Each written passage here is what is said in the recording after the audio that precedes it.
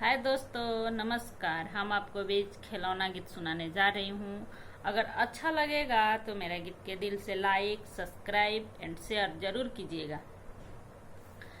दुअरा से अइले कवना देवा कुर्सी बैठ गईले, अहो दुअरा से अइले कवना देवा कुर्सी बैठ गईले। अब करे लगले हमसे अरज का एक साड़ी उठ गईले, अब करे लगले हमसे अरज का एक साड़ी उठ गईले। अरे काहे के बबुआ जन्म ले का एक साड़ी उठ गईले, अरे काहे के बबुआ जन्म ले का एक साड़ी उठ गईले।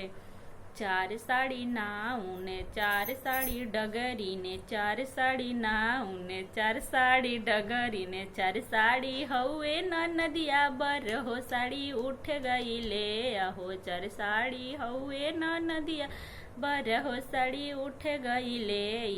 अरे इत हौवे हमरो कमाई बधाई में उठ गईले, अरे इत हौवे हमरो कमाई बधाई में उठ गई ले। अरे काहे के बेटा जन्म ले बर हो साड़ी उठ गईले, अहो काहे के बेटा जन्म ले बर हो साड़ी उठ गईले।